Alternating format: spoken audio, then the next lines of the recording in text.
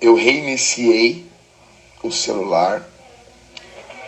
Quando eu entro na live lá, tá? A não ser que eu comece a live no meu, mas quando começa, entra a live, tu some pra mim.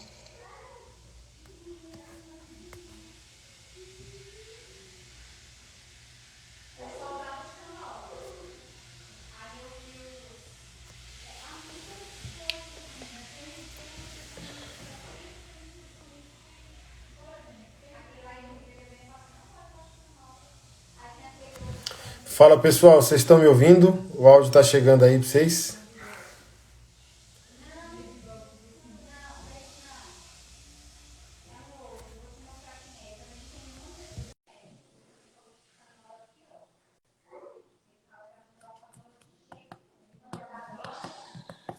Aê! Aê!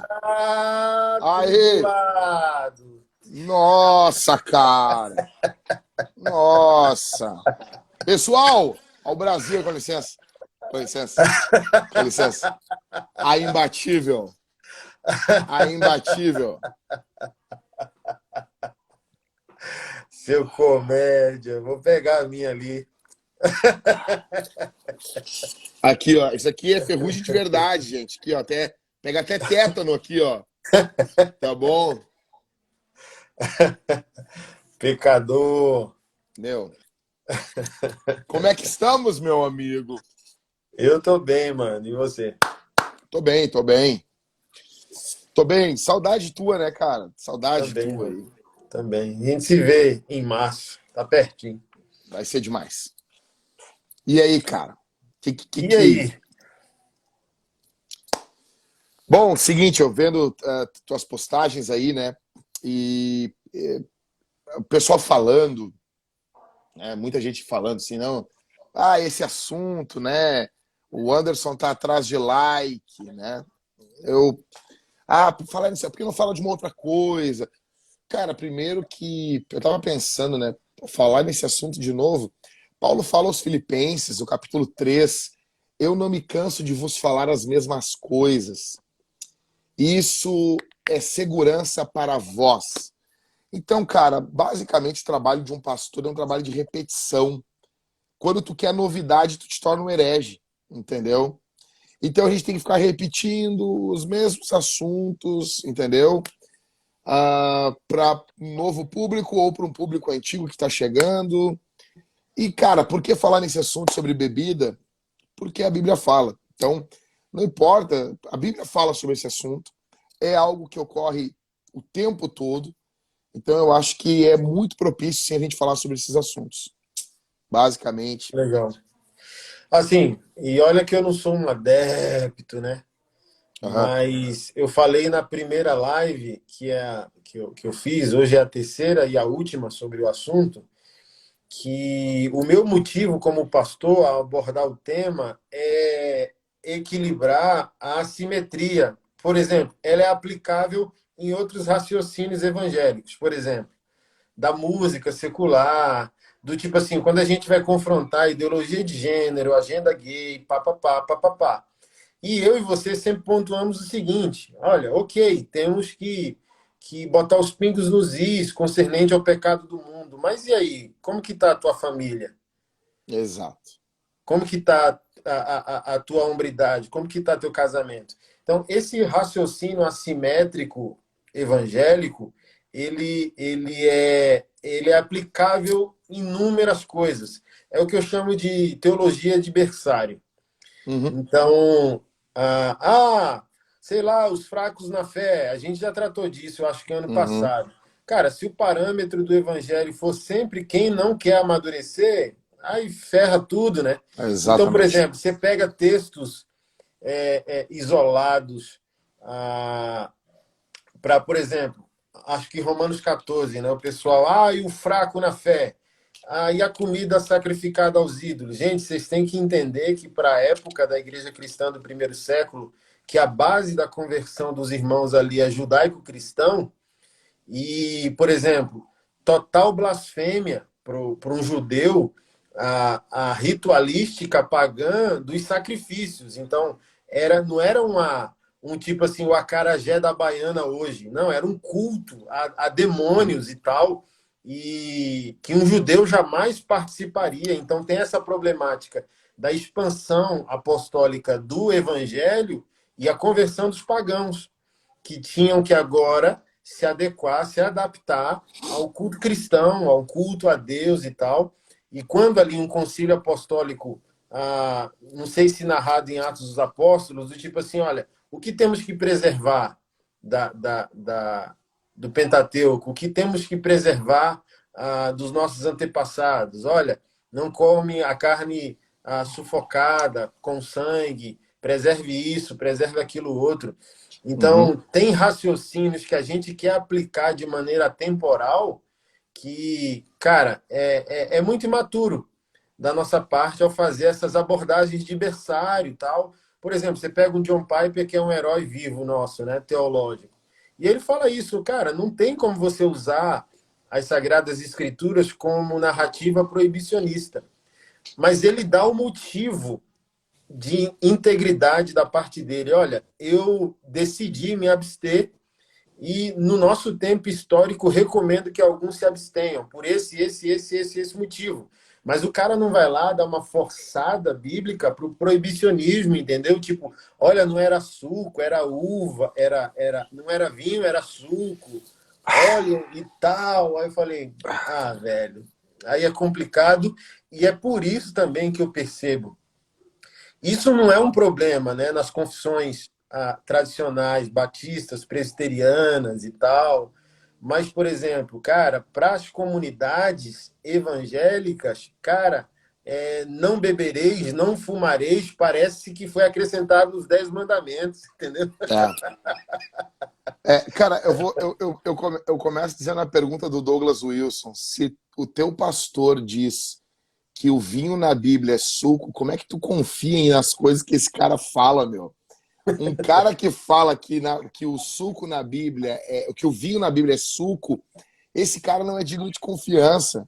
Meu, primeiro, por que Paulo manda não se embriagar se a porcaria do vinho era suco, pomba? Se é suco, não embriaga, sabe? Não faz sentido. E outra, por que Paulo então não mandou? Não bebe, pomba. Por que ele fala não embriaga? Por que os apóstolos têm esse cuidado de não proibir o que a Bíblia não proíbe, o que a Escritura não proibia? Ele manda não embriagar. Ele não manda. Meu, era muito fácil, ó, galera, ó, negada, seguinte, para tudo e não bebe, pomba. Acabou. Acabou, né? É a mesma coisa do pessoal que defende sexo antes do casamento. Então é só dizer assim, olha, transa, não, entende? Não, a Bíblia tem todo um cuidado para lidar com as coisas, né? Então, o meu parâmetro, por que eu compro essa briga? Pelo seguinte, eu acredito que a forma como nós lemos essa questão, ela vai influenciar uma série de questões. Ela vai desembocar. Então, assim, o que é embriaguez? É quando nós somos absorvidos acima da medida das bênçãos de Deus que Deus preparou para nós. Vou dar um exemplo. A bebida é embriagante. Eu passo de um limite, aquilo me embriaga, aquilo molda a forma como eu penso no momento que estou embriagado, aquilo vai determinar meu comportamento, aquilo vai determinar tudo que está ao meu redor, como que eu vou interagir com o mundo. Mas, cara, toda a bênção de Deus ela tem um caráter embriagante. Vou dar um exemplo. Anderson, tu é pai.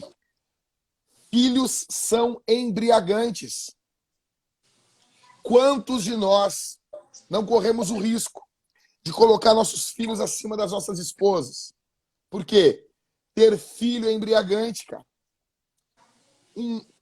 Uma condição financeira um pouquinho melhor é embriagante. Quando essas bênçãos de Deus começam a pautar o meu comportamento, a pautar como eu vivo, a pautar como eu me expresso, como eu me relaciono ao meu redor, eu estou sendo embriagado por elas. Então, aí tem dois extremos.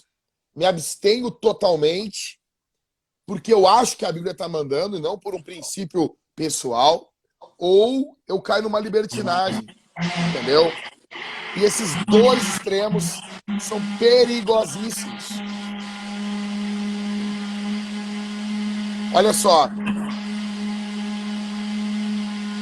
O grande problema é que o pessoal fala muito aqui. Fala muito. O pessoal fala muito. Olha, é que tu fala isso porque tu não teve ninguém na vida da tua família destruído pelo álcool. Gente, eu venho de uma família onde meu avô, meu falecido avô, eu amo, ele morou na minha casa, minha mãe cuidou dele, mas ele foi um homem que, cara, ele destruiu a família. Ele teve 11 filhos com a minha avó. E, cara, ele teve que sair de casa por causa da bebida, entendeu? Ele jogou tudo fora. Cara, mas o problema não foi a bebida. O problema foi meu avô. O problema não é a bebida. Porque daqui a pouco eu tô culpando aquilo que é externo, aquilo que é interno que é o problema. O problema não é a comida, o problema é o glutão, o problema não é a criança, o problema é o pedófilo. O problema não é externo, o problema é interno do homem. Então eu começo a culpar o outro. Não, cara. O problema é a glutonaria, o problema não é a pizzaria, o problema sou eu. Entendeu? Que vou comer um pedaço e como a mais.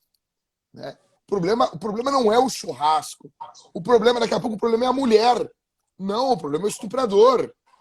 Não, eu postei aqui esse caso aí da Dani Calabresa. O cara Pô, falou bem assim, cara, eu não tenho culpa, você tá muito gostosa, então a culpa é da mulher. exato, velho. Não, esse mundo, ele é tão louco que ele levanta a bandeira que a culpa não é da vítima, mas no primeiro momento, cara, eles não acreditam nisso. No primeiro momento, eles estão culpando a mulher.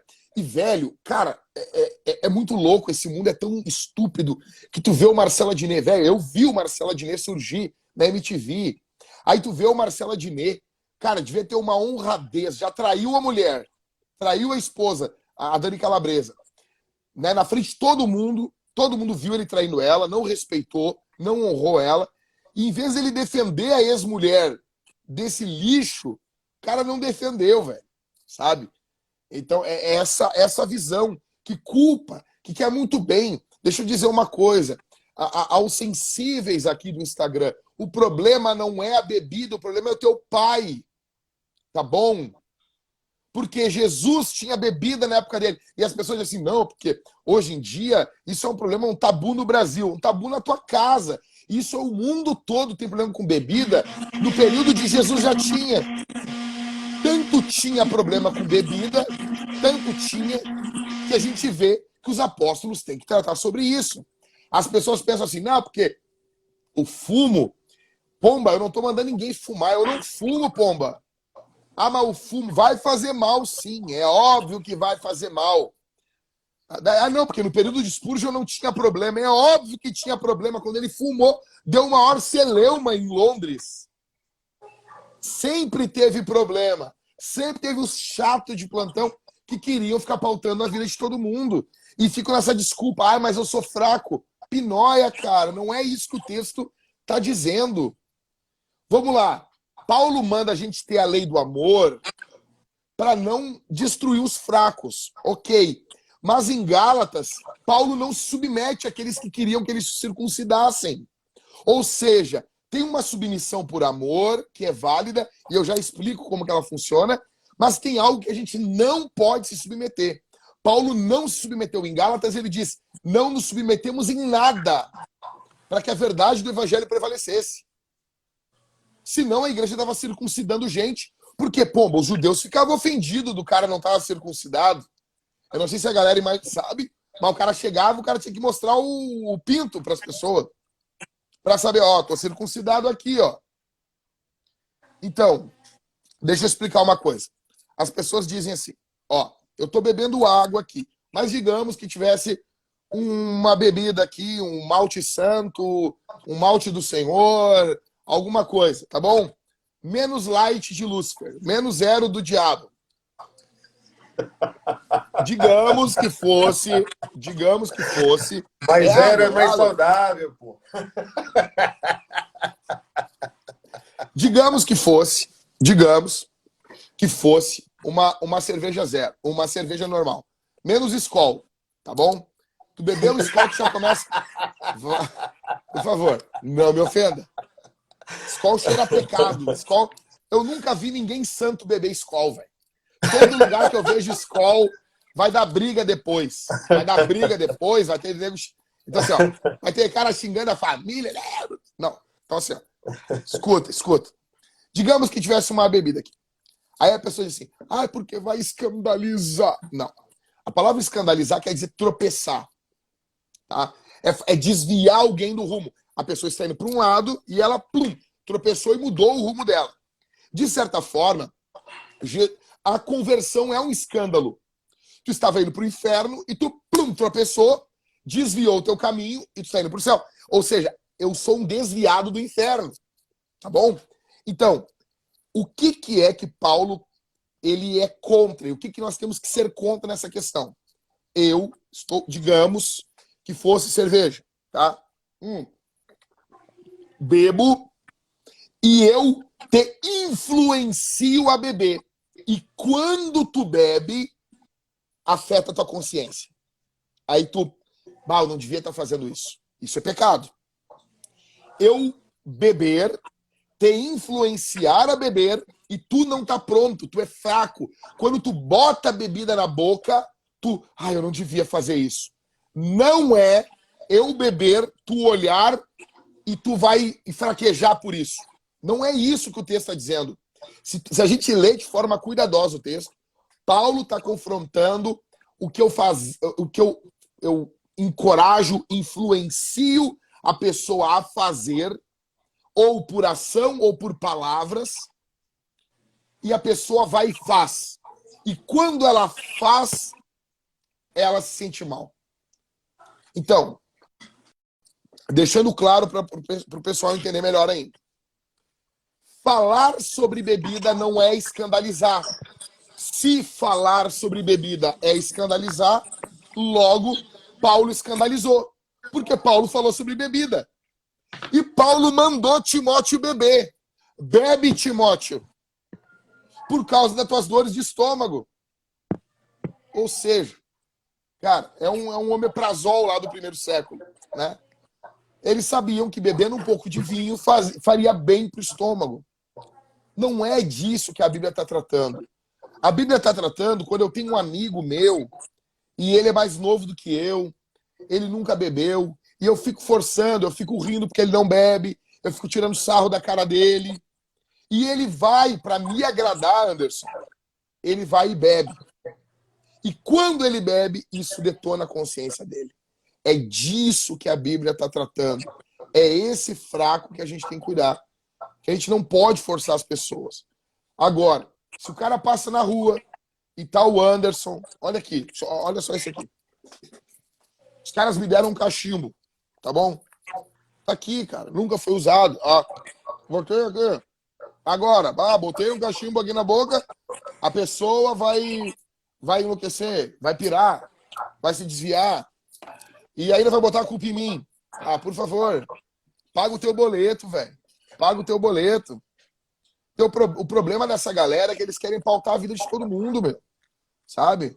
Então... Com aquilo, assim, ó, o que é interessante, com aquilo que não é moral. O mais interessante, que me chama a atenção, por isso que eu quis cooperar, para eles entenderem a assimetria, cara, você está escandalizado com o habitual. O irmão fez uma tatuagem, escandalizei. A irmã botou o batom vermelho, escandalizei. O Jack ganhou um cachimbo, escandalizei. E o que é fundamental no escândalo, que é a moralidade cristã como resultado de uma vida em santificação, a gente, um monte de coisa está passando pano, está nem aí. Aí está congregando a igreja onde o pastor está no segundo, terceiro casamento, onde pastor mexe sexualmente com as filhas de Deus e tal, e não se posiciona. Olha, mas o gay vai para o inferno, o bebê tá danado, tá com demônio. E aquilo que verdadeiramente importa, a gente não está se engajando. Não junta 5, 10 irmãos para grudar o pastor no gabinete dele no final do culto, porque soube de denúncias de imoralidade, para cumprir o que a Bíblia diz. Não aceite acusação contra um presbítero sem 2 ou 3 testemunhas.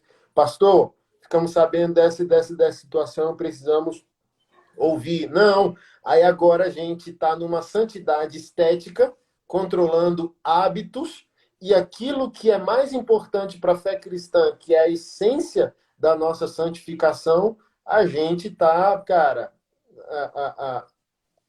passando pano. É que Jesus falou que se a gente guardar mandamentos de homens, a gente não consegue guardar os mandamentos de Deus. Ele fala assim, né? Vocês invalidam os mandamentos do Senhor por causa da tradição de vocês. Eu tenho mais ou menos assim, Anderson. A gente tem um limite de proibição, tá bom? A gente tem um limite de proibição. Não dá para proibir. A gente não aguenta. Deus é tão bondoso que lá no Éden, ele criou um mundo de sim com apenas um não. Ele cria um mundo de sim com apenas um não. No Éden, dentro do Éden, tem um não. Fora do Éden, tudo é permitido. Ou seja, esse Deus sabe que o homem ele tem um limite. Tá? Aí, quando o cara começa a cumprir regras humanas, essas regras humanas ocupam o lugar, até mental dele, dos mandamentos de Deus. Aí, quando Isso seria chega... um tipo de idolatria, Jack, na sua análise? Claro, claro, porque a gente está temendo os homens, né? A gente está colocando os homens em posição de Deus. Então, é complicado a gente analisar, a gente fala assim, o estado da igreja hoje brasileira, né? Então, há uma cultura, há um culto, literalmente, ao redor do que os homens estão dizendo, enquanto a Bíblia vai sendo deixada de lado. Coisas básicas. Eu estou estudando para pregar agora domingo, e eu estou com um pedaço do esboço pronto aqui. Então, assim, por exemplo, Efésios 6:4. Vou dar um exemplo aqui, ó. Um exemplo que eu vou pregar domingo, tá? Eu estou falando sobre crianças. Eu falei sobre criando filhos para a eternidade, disciplinando filhos para a eternidade. E nesse domingo, se Deus permitir, eu vou falar sobre admoestando filhos para a eternidade. Algo mais ou menos assim. Eu vou falar sobre Efésios 6:4. Quando Paulo manda, olha só, gente. Paulo manda os pais não provocarem a ira aos vossos filhos. Bom, todo mandamento de Deus ele vai de encontro a uma tendência humana.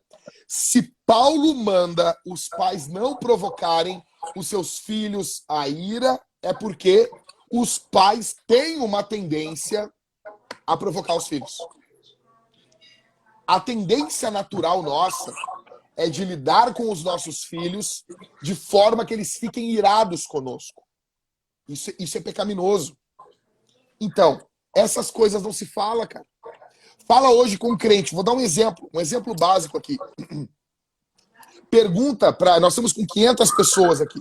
Pergunta para essas pessoas quantas delas sabem que Jesus subiu em carne ao céu e ele está em carne no céu e vai viver com o corpo glorificado dele eternamente. Várias dessas pessoas não sabem disso.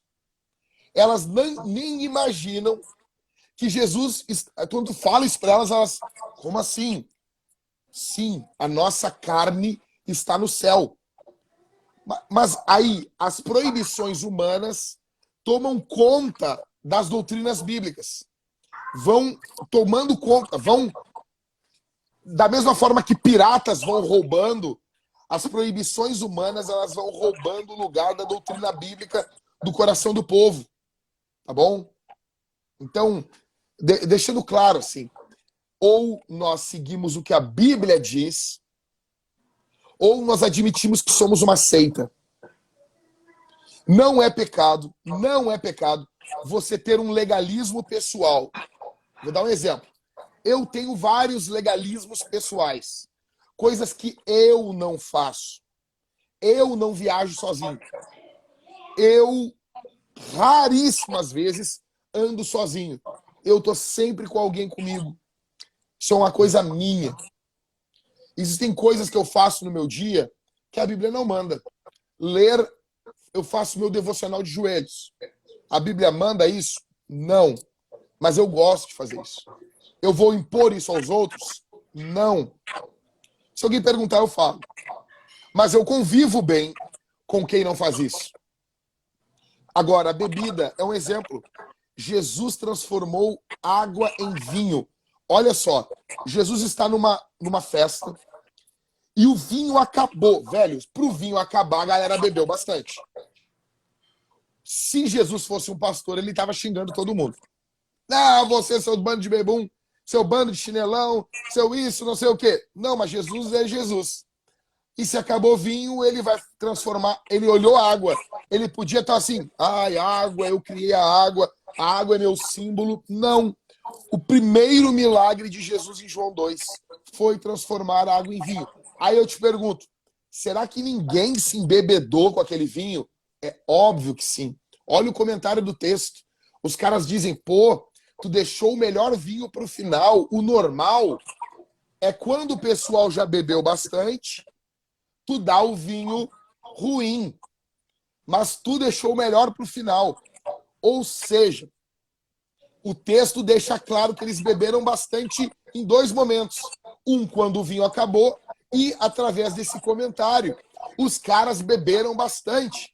Mas o pecado de beber bastante é deles, não é de Jesus. Jesus não vai deixar de fazer coisas boas, porque a gente não sabe usar as coisas boas.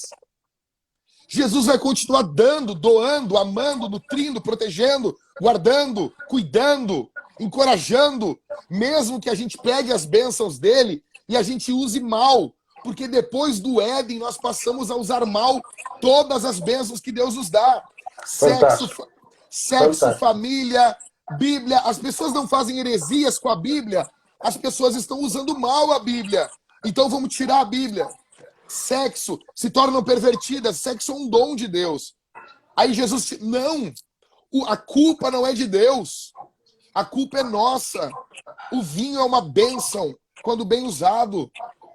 Então assim, velho, é esse tipo de coisa, meu, que o pessoal tem que aprender. Aprender a usar a bênção de Deus com liberdade e aprender a dizer não. Por exemplo, eu já tive muitos pesadelos que eu era chamado para atender pessoas e eu ia sair de carro e me paravam numa blitz e eu caía por bafômetro. Cara, o que isso faz? Eu tenho um medo danado de escandalizar o nome da igreja, de ser uma pedra de tropeço do que a Bíblia diz mesmo. Saí na 0 Hora, no jornal aqui de Porto Alegre, pastor é preso por cair em bafômetro. Eu tenho medo disso. Ou seja, meu, não passa 1 litro de bebida alcoólica por ano no meu corpo. Raríssimas vezes eu vou tomar um copo de alguma bebida alcoólica. Por quê? Porque eu tenho uma coisa que eu quero, meu. Eu quero honrar o nome do Senhor e eu não quero ser uma pedra de tropeço. Eu não quero um dia sair de carro e me pararem. O que eu faço?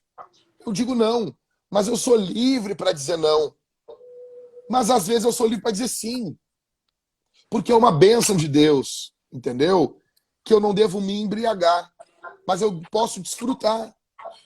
Então, assim, o pessoal aqui parece que...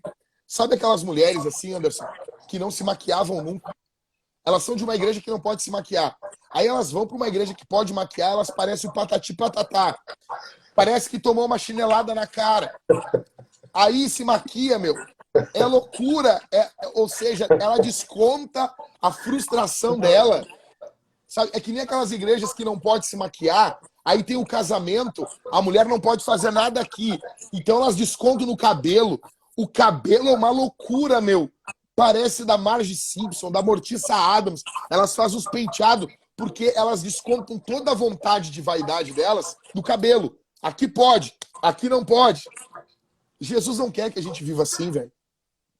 Ou seja, Jesus quer, meu, que a gente tenha liberdade. É livre. Ó, sou livre do que a Bíblia permite. Eu sou livre. Não quero. Tranquilo. Ó, tá legal. Comi bem. Tô passando do limite. Não, tá legal. Beleza. Né? Agora, e não é alegrar também. O cara tomou um vinho e ficou alegrinho. Tá bêbado. Não. A Bíblia fala sobre a bebida alegrar o coração do homem. Deus criou isso. Ou seja, aí vai o pessoal perguntar, né? Pastor, mas e aqueles que tiveram... Cara, aqueles que tiveram problema, eles têm que sentar na mesa com aqueles que não tiveram e aqueles que não tiveram bebem, e aqueles que tiveram não bebem, de forma amorosa. João Batista era nazireu, ele não bebia vinho, ele não bebia. Seu pai Zacarias não era nazireu, ele bebia. E os dois sentavam na mesa, um bebendo e o outro não bebendo. E quem bebe, bebe para Deus. E quem não bebe, não bebe para Deus. E os dois amam Jesus. E os dois andam em direção à vida eterna. É isso que Deus nos chama maturidade. Se tu não bebe, não beba. Não beba para Deus. Se tu bebe, bebe para Deus. E aquele que bebe não maltrata o que bebe, e o que bebe não maltrata o que não bebe. Enfim, cara, sabe? Eu acho que isso aqui é um chamado à maturidade. Sabe, a galera tem uma vontade, assim, de botar a culpa nos outros. A culpa, meu, teus pecados, a culpa é tua. É tua. Pega o boleto, é teu. Paga o boleto, entendeu? É teu, não é de mais ninguém. Enfim, eu tô falando demais. Depois o pessoal fica reclamando, na live com o Anderson só tu fica falando e tal.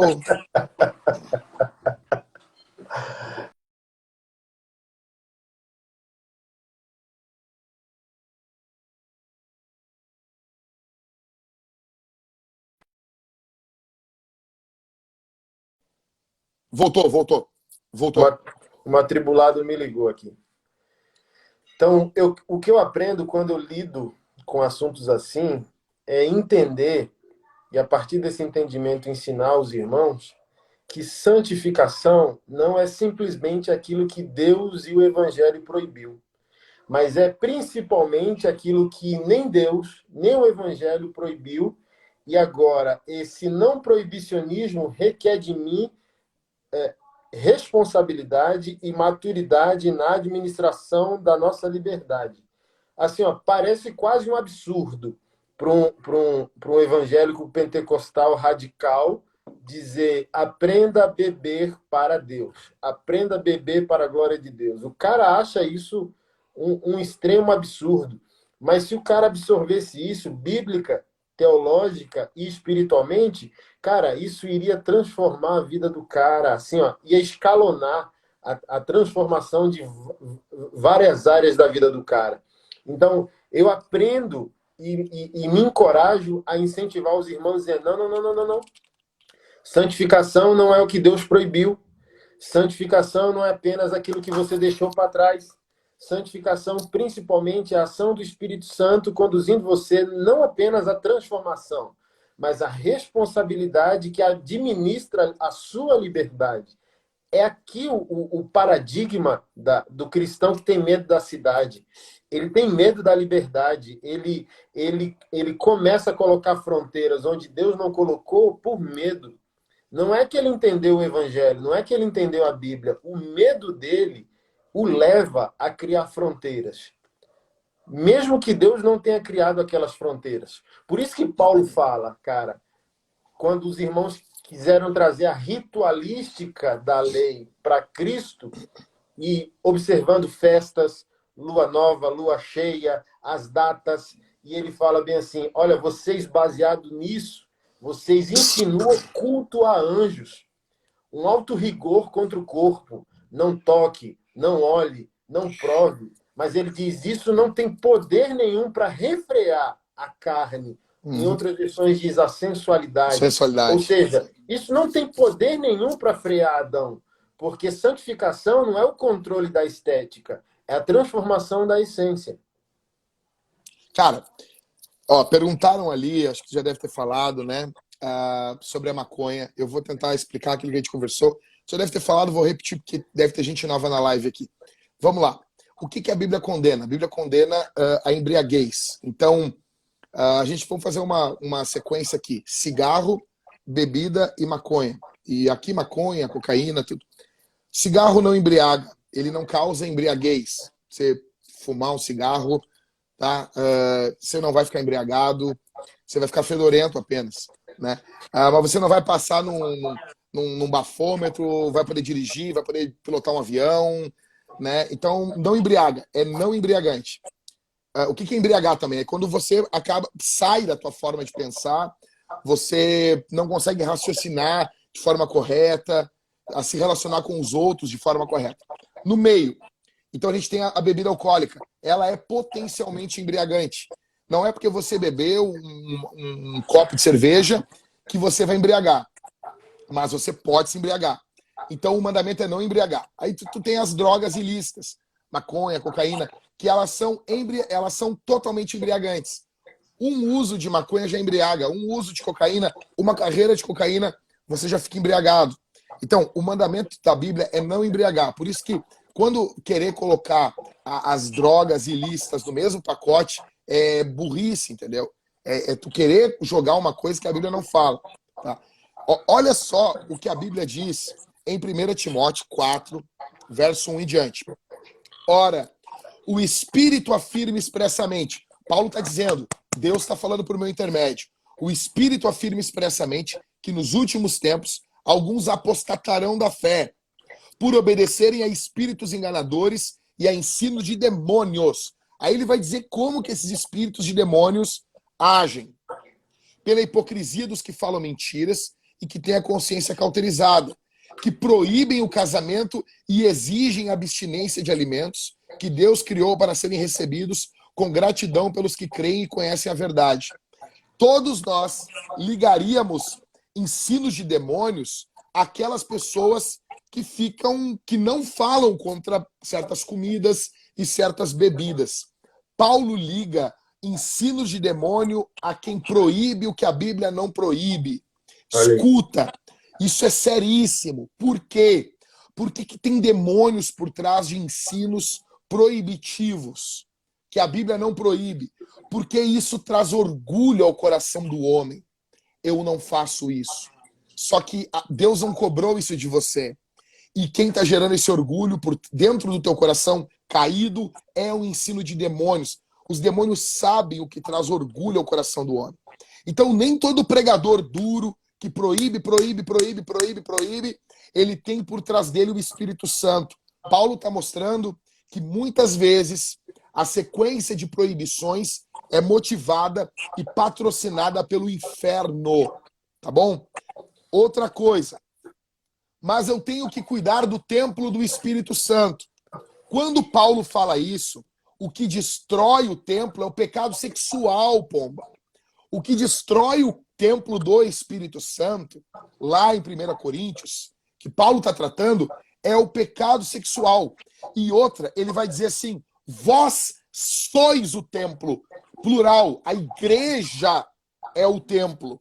E quando isso é aplicado para o corpo individual, o texto está se referindo a pecado sexual. Quando você transa com uma mulher que não é a tua, você está destruindo o corpo. Por quê? Paulo diz que quando tu transa com uma prostituta, tu te torna um com ela. Penetração é isso. Você está unindo o corpo de Cristo a uma prostituta. Essa é a principal razão porque nós casamos no Senhor, gente. Por que a gente casa no Senhor? Porque nós somos membros do corpo de Cristo. E nós não vamos unir o corpo de Cristo a quem não é o corpo de Cristo. Sim. É por isso que o casamento é no Senhor. Então o texto não está falando de comida, não está falando de bebida. Outra coisa. Ah, mas isso faz mal. Eu vou falar um negócio aqui, que isso vai... A Bíblia não está preocupada com alimentos que fazem mal. Algumas pessoas vão ter um cuidado maior com isso e outras menor. Vou dar um exemplo. Spurgeon fumava. Ele viveu 58 anos. John Wesley corria e ele viveu até 84 anos. Os dois estão no céu. Um viveu mais e outro viveu menos. Um teve mais prazeres numa área e o outro não. Tudo dentro do que a Bíblia permite. Escolhe a tua vida e segue. Sabe? Assim, tem coisas que a gente abre mão. Cara, Coca-Cola. Pensa num bagulho que faz mal, velho. Eu tomo uma Coca-Cola zero. É um veneno. Entendeu? É um veneno. Ah, então não toma. Tá, mas então também não come gordura trans. E aí? Não pode comer uma bolacha. Aí nós vamos nos tornar os adventistas. Proíbe, não pode tomar café. A Bíblia não proíbe isso. Aí eu entro para ensino de demônios, eu estou proibindo alimento. Gente, depois da queda, tudo em algum momento faz mal para nós. tudo. Ó, eu trabalhei, Anderson, vendendo purificador de água. A água da torneira é destruidora para o corpo humano. Destrói o corpo humano. Hoje em dia, tudo tem um efeito colateral, velho. A gente não tá na eternidade.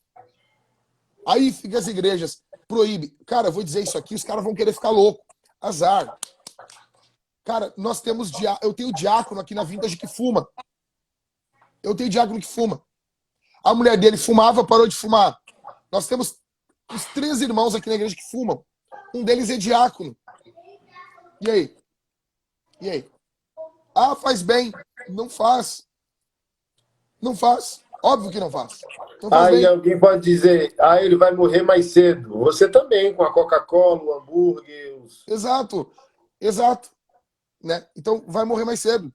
E talvez não morra mais cedo, talvez morra. Talvez ele possa ter um câncer. Pode, cara, pode. Eu já falei isso pra ele. Ele é amado por nós, é membro da igreja, entendeu? Se ele tiver um câncer, a gente vai orar. Se o fulaninho tiver um câncer porque pegou e, poxa, bebeu refrigerante com aspartame, que é terrível, né? A gente vai orar do mesmo jeito. Nós não vamos chegar lá, o cara teve diabetes porque ele vivia comendo doce, comendo doce, comendo doce. A gente não chega na casa do cara e diz, ó, viu, seu gordo? Viu, seu balofo? Seu barril do Chaves? A gente não faz isso, cara. Entendeu? Por que eu vou fazer isso com um cara que fuma? Aí a gente fecha a porta do céu, sabe? Entende? Cigarro acaba com os dentes. Café também, velho. Café também. Entendeu? É questão de vício, ó. Volto mais a dizer. É questão de vício. Quantos são viciados em doce? A minha esposa não deixou de congregar na igreja, mas teve épocas da vida dela, épocas da vida da minha esposa, que ela tremia se não comia doce. Vai dizer que isso não é vício, Anderson? Vai dizer que isso não é vício? Tá errado? É óbvio que tá. Mas tá errado o cara que não vive sem o carboidrato. O cara tá lá, o cara não vive, sabe? E aí? Ó, a Raquel perguntando se comer carne escandaliza o teu irmão. Eu já expliquei esse texto. Vocês chegaram agora na live. Vê a live, vê o início da live que eu explico isso aí. Entendeu? Café prejudica, pão prejudica, velho. Ah, eu amo presunto. Eu gosto de presunto. É embutido, cara. Cachorro quente, salsicha. Velho, você sabe como é que é feito os nuggets que a gente dá pras crianças? Ô, Anderson, eles moem os bichos inteiros. Eles moem os bichos inteiros. E aí, meu? E aí? E aí, cara?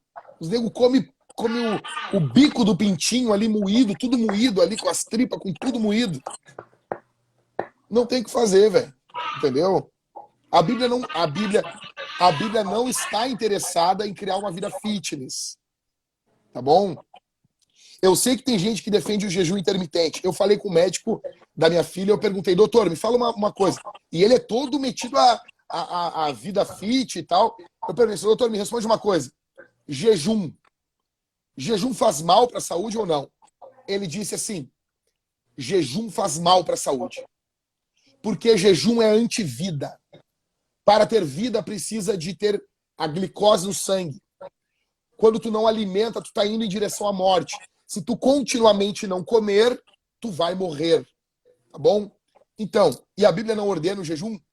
A Bíblia não está preocupada com esses parâmetros pós-modernos de saúde que a gente está.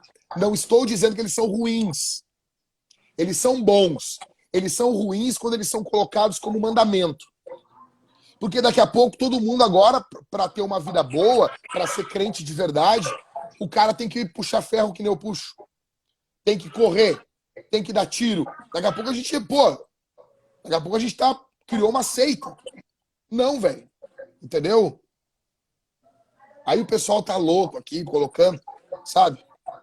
Ó, jejum faz bem. O pessoal é complicado, complicado. Eu não tô falando para não fazer, eu tô falando, faz. Se descobrirem, amanhã depois a ciência dizer assim, ó, meu, jejum destrói a gente. Azar. Azar. Agora é moda, jejum intermitente, tudo. Mas faz. Enfim, cara. Não é o parâmetro da escritura, não é o que a Bíblia está lidando. Né?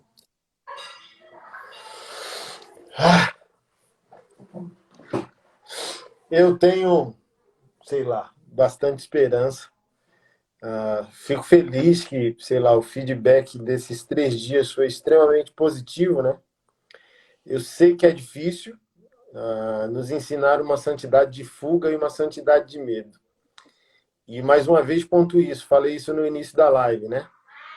Hábito e essência. Focalizaram que santidade é hábito, é estética e, por exemplo, definiram o que era mundo há muitas décadas atrás. E o mundo, no seu verdadeiro conceito, entrou em nossos valores, em nossa liturgia, em nossa teologia, e a gente não percebeu. Então, sei lá, eu sei que é extremamente difícil, mas é uma guerra educacional, porque é muito mais fácil e conveniente para os mestres da igreja e para o povo de Deus o adestramento, a cartilha, sim, não, pode, não pode, faça, não faça, do que amadurecer, checar, né, conferir seu novo nascimento, sua conversão, seu viver para a glória de Deus, e isso te dá freios interiores, similar a um semáforo, né? Todo cristão maduro tem um semáforo dentro de si. Por exemplo, saiu o meu CR, né, que é o meu registro de atirador esportivo. E, cara, tanto instrutores de escola de tiro quanto alguns amigos que praticam esporte de tiro, cara, desobedecem a lei e saem com a arma velada para cima e para baixo. Então fui almoçar com um e do tipo assim, e aí? Não, tô com uma velada aqui. E o cara tava com a arma velada ali. E é ilegal. Então, assim, ó, para um caçador, um atirador, um colecionador sair pela cidade armado, tem que se lutar por uma lei, por uma nova legislação que contemple isso. Então, por exemplo, um atirador, um caçador, um colecionador, ele pode ter sua arma no acervo pessoal, em casa, no cofre, no trabalho, em algum lugar assim. E a lei resguarda ele fazer o transporte, ele tem o porte de transporte, do lugar do acervo dele até o lugar de tiro. Fora isso, ele está cometendo um crime. É ilegal ele sair do trajeto por horas, né? Ele pode sentar numa lanchonete, num restaurante, comer alguma coisa, no trajeto que ele está indo para um stand, um campeonato, pode. Mas, por exemplo, ele não pode, 6 da manhã acordou, vou para o trabalho e sair armado. Ele não pode. Uhum. Por que eu estou falando tudo isso? Para dar isso como exemplo de consciência. O que é uma consciência cristã? Olha, eu tenho um registro para exercer um esporte, mas esse registro não me dá direito de sair armado e nem de usar essa arma fora de um stand de tiro, fora de um campeonato. Não me dá nem o direito de usar isso contra alguém. Por exemplo, você tem direito à legítima defesa no trânsito da arma do lugar do acervo até o lugar do campeonato do stand. Fora isso, não configura legítima defesa o uso da arma. Por exemplo, eu tenho clareza disso. Cara, eu sou um crente. E um crente tem sua consciência. Não é porque eu sou um esportista de tiro que eu tenho uma arma no meu acervo pessoal que eu vou sair armado. É aqui que você confere o seu novo nascimento, porque se você é nascido de novo, você tem parâmetros interiores muito mais elevados que o outro. Não, isso aqui é ilegal, se é ilegal é um pecado, se é um pecado, eu estou ferindo o que a Bíblia ordena. Estou ferindo aqui Romanos capítulo 13. Então, estou ferindo o ordenamento jurídico do país e automaticamente estou indo contra Deus. Então, a gente prefere a cartilha ao invés de andar por consciência. O cara acha, justamente aquilo, tem uma arma, posso sair armado. Não, cadê a consciência? Eu tenho uma arma, posso usar a arma e dar tiro no outro. Não, gente. Aqui, ó, ontem eu ganhei, tem um guri de 12 anos no nosso culto de homens. A mãe dele procurou a mim há uns dias atrás, que eu lancei um seminário de teologia, e eu achei que eles eram de outro país, de outro estado. Ontem que eu vi descobrir que o guri é de Brasília. que a mãe pedindo que o guri é macho aos 12, que se eu autorizava ele fazer teologia, e ali ele com algumas limitações financeiras, eu dei uma bolsa integral pro guri. E o guri foi ontem lá, eu tomei um choque, nem sabia, cara, que menor de idade pode, com autorização judicial, ser esportista de tiro, nem sabia. Moleque é campeão de tiro, tal, não sei o quê. Moleque chegou lá, me abraçou com gratidão, obrigado, pastor. Eu falei, quem é você? Eu sou o rapaz que o Senhor deixou fazer teologia. Falei, caramba, o moleque puxou um presente. Falei, eu trouxe um presente aqui para o senhor. Quando eu abri uma faca linda. Então, Eu olha vi. só, gente. Ganhei uma faca linda do guri, além da gaveta aqui de casa está cheio de faca. Qual o destino de uma faca? Um bom churrasco, cortar a laranja que o meu filho gosta. Então, há um destino para aquele instrumento. Mas eu posso usar esse mesmo instrumento e matar alguém. Então, o problema não é o objeto, não é o elemento, o problema é tua índole. O problema é a falta de educação que não te dá responsabilidade nem equilíbrio para lidar com a liberdade que Cristo te deu. Um carro é feito para dirigir, eu posso matar alguém.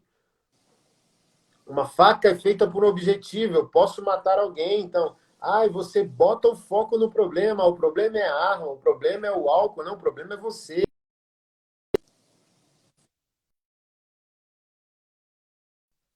Sem consciência. Sem consciência. Consciência cristã é consciência também cívica, social. Então, por exemplo, vai sair da média, vai beber 2, 3 latinhas, fez isso sabendo que não pode dirigir e fez no ambiente dizendo, eu não vou dirigir. Então tá ali foi comemorar o casamento com a esposa num hotel fazenda, num hotel, em algum lugar. Tomaram 2, 3 garrafas de vinho com essa consciência, assim, ó, depois desse consumo, só vou namorar ou só vou dormir, entendeu?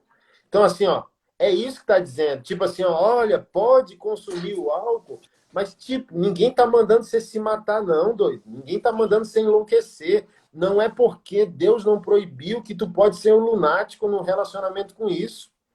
Um cristão pode portar uma arma, mas maníaco não é a mesma coisa que dizer tem uma arma e saia matando todo mundo, cara. Exato, cara.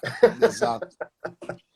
Não, cara, eu vou dizer assim, é complicado, cara. E depois tu vai ter que falar isso de novo, e de novo, e de novo.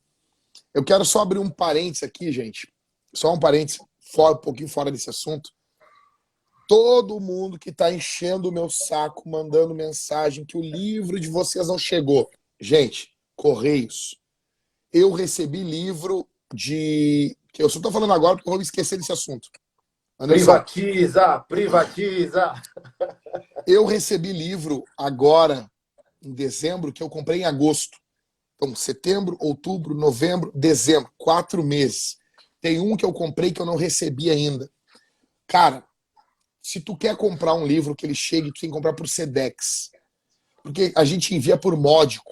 Módico, o correio caga para módico, que é o mais barato, que o livro vai chegar por mais barato, que é 8, 9 pila, tá bom? Então o pessoal reclama, o Anderson não enviou. Aí o cara comprou quando? Comprei fazem 3 dias. Pô, cara, por favor, gente. Gente, tá tudo enviado, tá? Não tem nada pendente aqui no nosso escritório, tudo enviado. Então a gente lamenta profundamente que alguns não possam ter recebido, mas não tá mais na nossa jurisdição. É o correio e, cara, é isso, né? Privatiza, é o monstro desse mercado e o Estado nem privatiza e nem abre a concorrência, né? Nem abre o livre mercado ali para os Correios perder toda essa moral que tem, né? Então tem que privatizar essa droga. Então estamos pagando caro, é cada boleto. Me mandaram um boleto alto hoje. Pastor, boleto do Correio. Eu vou ver dizendo droga. E não funciona essa porcaria. Então, assim, ó, relaxe.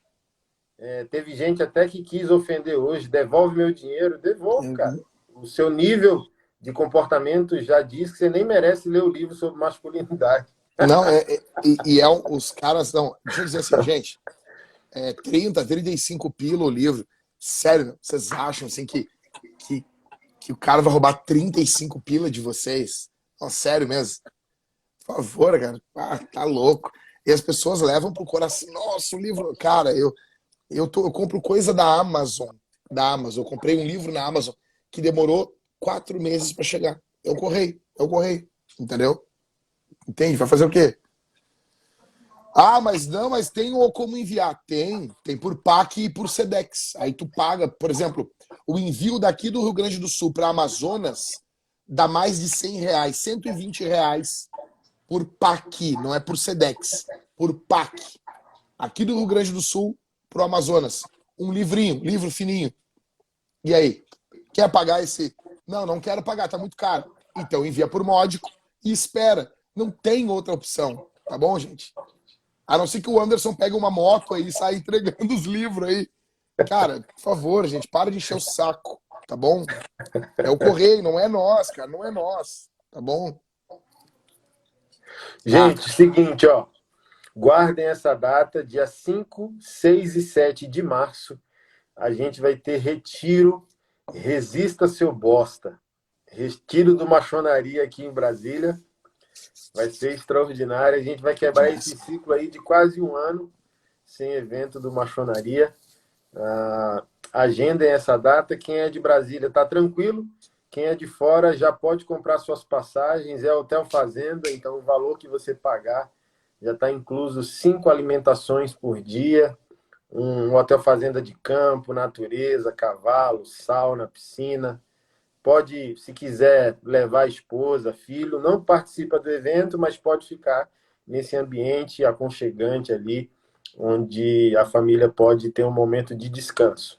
5, 6 e 7 de março. Agenda aí, esteja com a gente, vai ser extraordinário. Da mulherada vai ser em maio, beleza? Tamo junto. Jack, obrigado, mano. Sempre Tamo junto. sempre. Vai ser demais. Vamos estar juntos, vou com a família aí, vai ser um momento muito bom. Amém. Beijão. Tá bom?